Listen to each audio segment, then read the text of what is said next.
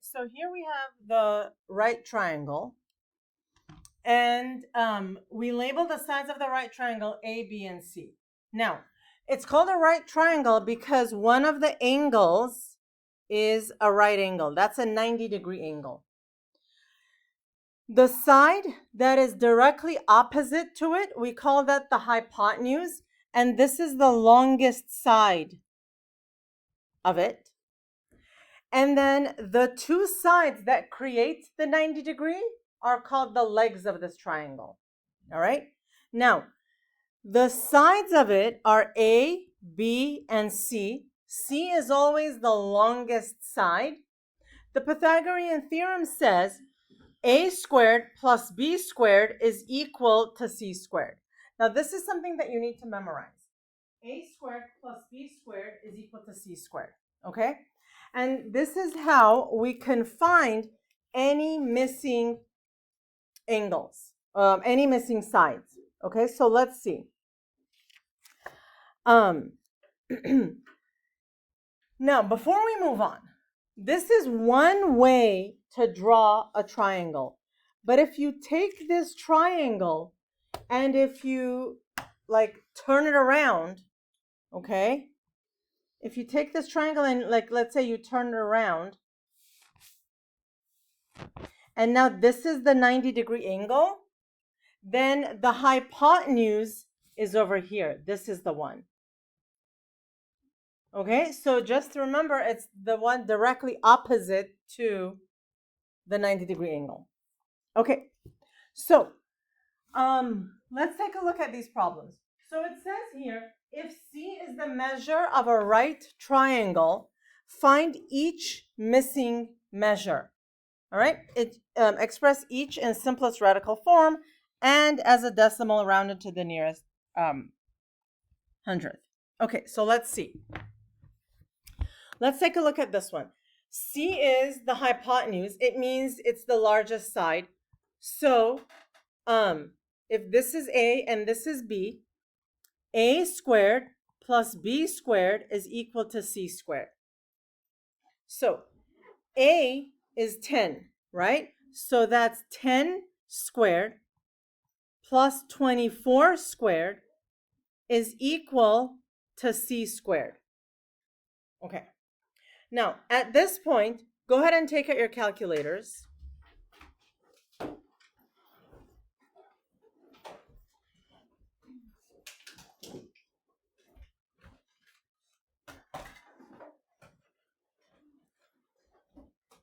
Okay.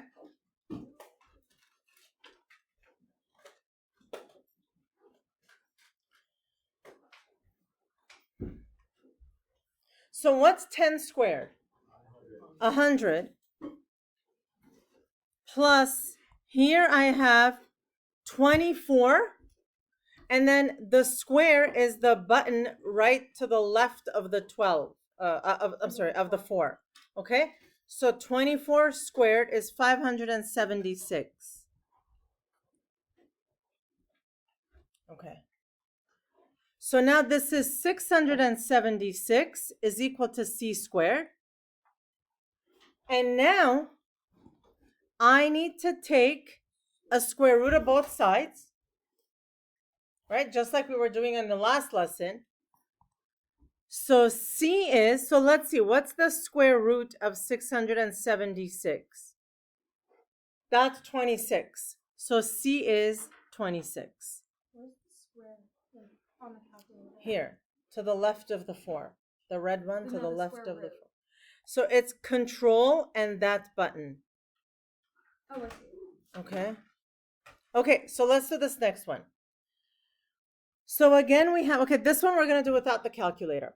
So we have 3a squared plus b squared is equal to c squared. So 3 squared is 9 plus 4 squared is 16 is equal to c squared. So together, how much is this? 25 is equal to c squared. You take a square root of both sides, and then here you just have c is equal to 5, Okay, that's our side length. Okay. Okay, now let's go to this one. Okay, so here, look, A, B, and C, right? So I have 8 squared plus, I don't know what B is, B squared, is equal to 12 squared. So here, what's 8 squared? 64 plus B squared is 144. Now what am I going to do? Subtract 64. So B squared is 80. Okay. Now I take a square root of both sides. So B is root 80. Now is 80 one of the perfect squares? No. No. So we have to do it using the factor tree. Okay, so take a look. Lots and lots of different things I'm seeing on the quizzes. All right, so 80. What two numbers multiply to 80? 8 and 10. 8 and 10. Okay, so Kai, help me out. What two numbers multiply to 8? 4 and 2. 4 and 2. And then what about the 4? 2 and 2. 2 and 2. Okay. So now, so here 2, 2, 2, those are fine. What about the 10? What multiplies to 10? 2 and 5. So now, the ones that I can use, okay, are the last ones in each line. So can I use the 4 right here? No. No. So now you have to look at if there are any doubles, right? The 2's here are doubles. Any other doubles? The other 2 are doubles. So whatever has a double comes out. 1, 2 comes out. 1, 2 comes out. The 5 doesn't have a double, stays in. So B is 4 root 5. Okay? Now, any questions here? Okay, so now it also says to the nearest hundredth. So let's see. Go to your calculator and you're going to put in this 4 square root 5. Go ahead and plug it in and I want you to press enter. It says to go to the nearest hundredth. So we're going to say B is 8.94. Okay? All right, now let's do this one. So A squared plus 13 squared is equal to the square root of 233 squared. Do you see this one? Yes. So here I have A squared plus 169 is equal to, these just cancel each other out, so 233. Okay, now what am I going to do? Subtract 169 from each side. Subtract 169. So A squared is 64. Now, I take a square root. I take a square root. What do I get for A? 8. Okay. Can't you factor that in? No, that's it. Once it comes out of the root, right? 64 is a perfect square. It's just 8. That's it. Even though it can go to smaller numbers. Well, it can't because the square root of 64 is just 8. No, I'm saying the 8 can go to smaller. It can't because it's just like, that's it. It's just 8. Yeah, exactly. Okay, so take a look at this one. We want to find the missing length of each side. We want to find the length of each missing side. So first, we don't care which one is A, which one is B. but we want to identify the hypotenuse. So out of these numbers for A, which one is the hypotenuse? Is it the 14? Is it the 12? Or is it the X? 14. It's the X. Okay, so this is the hypotenuse. It's always opposite from the 90-degree angle. So now I want to do 12 squared plus 14 squared is X squared. Okay? It doesn't matter if you do the 14 first or the 12 first. Okay? So what's 12 squared?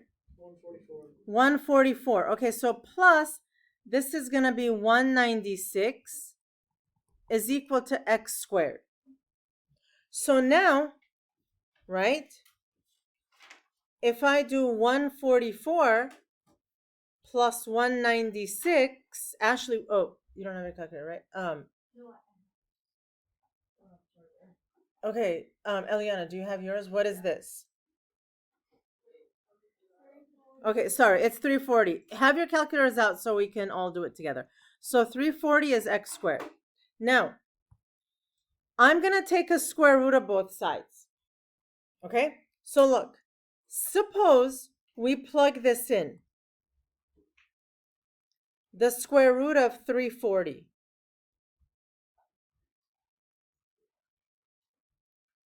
Do I get a whole number? No, I get 18 point something. That means, look at this one. It says express each in simplest radical form and round it to the nearest hundredth. So for the nearest hundredth, I can do that. 18.44. But for the radical, I have to do this. Okay, 340. All right. So right now, you're all going to do this, and I'm going to walk around and check how you're doing this. The 340, just like we did on the quiz. Go. 340. One thing makes 340 very easy. It's that it ends in a 0. Anytime a number ends in a 0, you can do 10 and the number 34. So this is 2 and 5. 34 can be divided by 2. So it's 2 and 17. Okay? So now, are there any pairs of numbers? Yeah. The 2's. So these 2 come out as 1 2, and then 5 times 17 will stay. So this is 2 root 85. You haven't. Okay? So that's how we do that one. All right, let's do the next one. Okay, so first we need to identify the hypotenuse, right? Okay, so Jack, which one would you say here is the hypotenuse? 10. 10 is the hypotenuse. It's opposite from the 90 degree. So the other ones, it doesn't matter the order. I do 5 squared plus X squared is 10 squared. So 25 plus X squared is 100. I'm going to do minus 25, minus 25. X squared is 75. Oh my God, come on.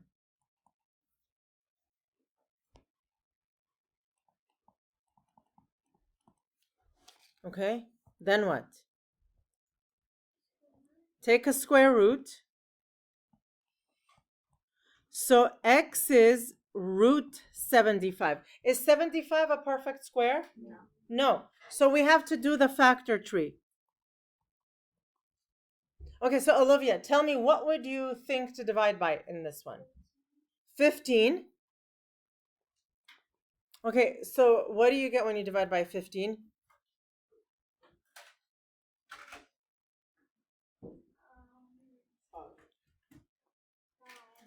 Okay, so then, 5. So then, Olivia, what would you do with the 15? 3 and 5. Okay, so Kai, are there any pairs that you would take out from here? No. Well. Hang on, why are we laughing? Oh, 5. The 5s. Okay, so X is, So these 5s come out as 1 5. And what about the 3? Stays inside. Okay?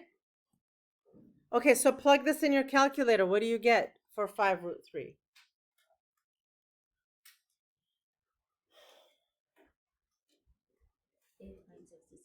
8.66. Okay, now this one. Wait, I have a question. Yeah. On the last problem, we plugged it into the calculator before we turned it into Yeah. 285. Does that matter? No. Okay. Okay, let's do this one. Which one's the hypotenuse? The x. Okay? So, 15 squared. It's good practice to put all of them in parentheses. Plus 6 squared is x squared.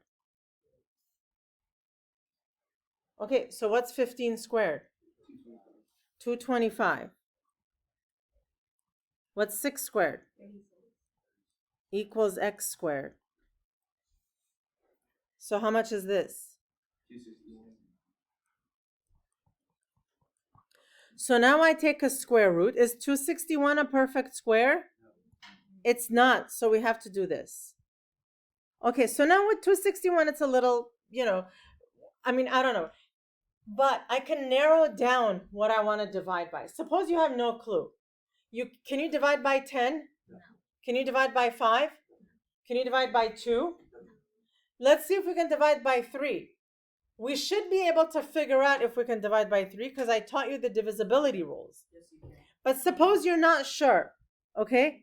So 3, and suppose you don't have a calculator, but we can do this. 3 goes into 26 8 times. And then 3 goes into 21 7 times. So that's 87.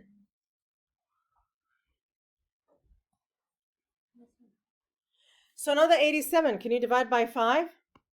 No. Can you divide by 10? Can you divide by 2? No. Can you divide by 3? Yes. Okay, let's divide by 3. How did you know you could divide by 3? Because you added up. Okay, good. So 3 goes into 8 twice. 27. 3 goes into 27 how many times? 9. So that's 29.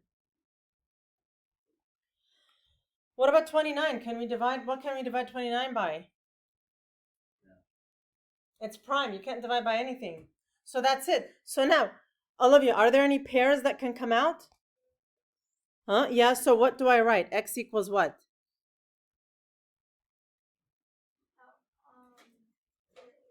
3, and then? What else? Root 29, exactly. And when you plug it in, what do you get into the calculator? 16.16, right? Okay. Okay, so for the next one, which one is the 12? That's the hypotenuse. So I'm going to get x squared plus 7 squared equals 12 squared.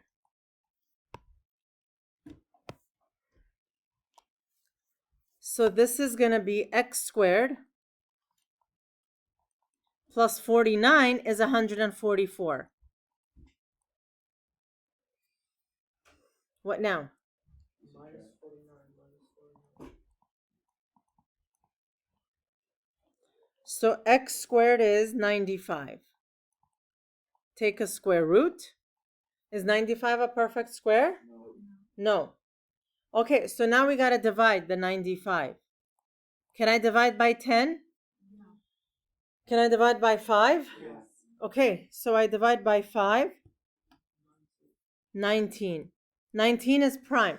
So AL, what comes out of this? Out of 19? Well, the 19 can't. So we have 5 and 19. Does anything come out of the root? No, because none of them have pairs. You just have 1, 5, 1, 19. So that means this is as simplified as it's going to be. So x is root 95. And what about when you plug it in? 9.74. Yeah, or 5, right? 9.75.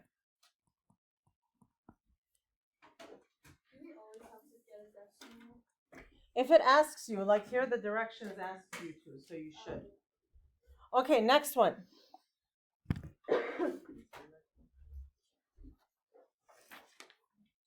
So determine whether the following side measures form a right triangle. So these are these are lengths of the three sides of a mystery triangle. It's an actual triangle. These are the three side lengths. We want to know, is that triangle a right triangle or is it some other type of triangle? Okay? If it's going to be a right triangle, then it has to follow the Pythagorean theorem. Yeah. I don't have those problems in my notes. Oh, does everybody else? I have them. Where did they go? Maybe they got torn off. This is the last page of the notes. Maybe it got torn off. The last page. Do you want to write on a different? I'll just grab a separate piece. Okay. Okay.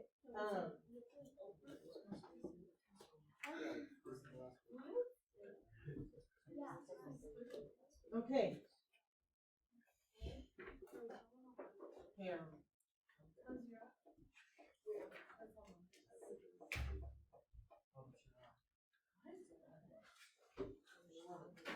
Okay.